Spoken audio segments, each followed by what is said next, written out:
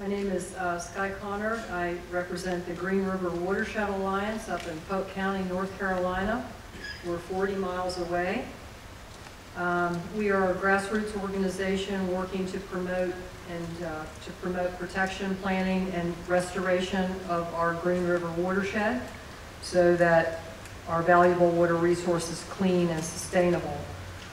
The Green River watershed is a sub-basin of the Broad River Basin. I think now they refer to as the Santee Basin.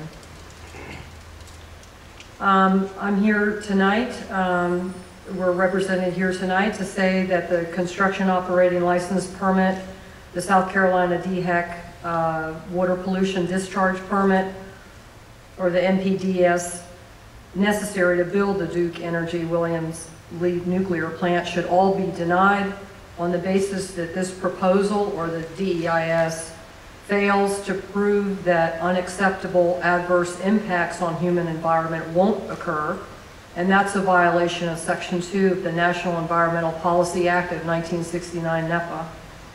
The NRC and the Duke Energy Review Team have neglected to acknowledge or consider the current human use and needs of the surface waters in the Broad River Basin, and without that vital statistic, the true level of impact from this nuclear plant on the human environment cannot accurately be determined. The NRC has failed to consult with appropriate state and local agencies for this pertinent number, as it should have in its environmental review. So I did when I called Randy Thompson, and this is what was revealed to me. The average daily human water systems use in the Broad River Basin in 2011 was 51 million gallons a day in North Carolina, and it was 127.3 million gallons a day in South Carolina, making it a total of 178 million gallons a day for human use. And this does not include agricultural or industry use, because they don't have to give their numbers. So this is per Randy Thompson, South Carolina DHEC, Richard Welch, South Carolina Water Supply Planning Division, and Steve Reed in my North Carolina Broad River Basin Management Department of Environmental and Natural Resources. And just thinking about those human use numbers, looking at the ranges of the Broad River surface waters withdrawal demands for the Lee plant, you know they need 50 to 86 million gallons a day for normal to power operation modes. And then they need an additional 132 to 196 million gallons a day to refill the subsystem pond C and B for drought contingency use. So now, with the complete and real total of water intake demands, can the NRC and Duke Energy please comment on the feasibility of this Broad River resource providing sufficient waters for the human needs, the nuclear plant's wide range of operational and cooling needs, and the needs to fill and maintain the drought contingency ponds? And I'm not expecting them to comment. I don't think that they're even here tonight, which I'm disappointed.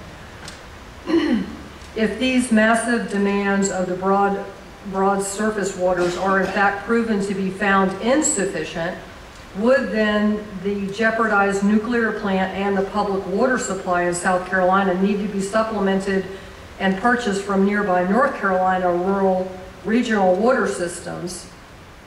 This possibility is not addressed in the DEIS or the South Carolina NPDES alternative option permit application. And I'm worried about that because the Green River is just north of here, and our Lake Adger Reservoir is just north of here, and we're all connected to the Broad River 40 miles away. The Green River Watershed Alliance is concerned with insufficient water supplies in South Carolina, leading to privatization and profit schemes of public waters in North Carolina. Unsound and unwise overcommitment of the Broad River water supplies would have a detrimental and destabilizing effect on this resource. Diminishing and jeopardizing the water basin supply is contrary to public's best interest, health and safety, and represents a conflict regarding resource use. Yeah, I got 5 more minutes. Good, I'm almost done. This should matter to the NRC as the stated mission is to protect public health and safety of the environment. But as noted in the conclusions in the DEIS 10-16, quote unquote, unavoidable adverse environmental impacts like long-term consumption of depletable water resource and its effect on the human environment, even though this is a negative aspect of the plant operation, it is outweighed by the positive long-term benefit of producing and generating electric energy. It appears that the human needs for water in this equation didn't rate to be considered because the Lee plant, if built, will just deplete the water resource for them anyway at the cost of making electricity. So I'm saying say no because of the flow and for the human needs for this resource. Thank you.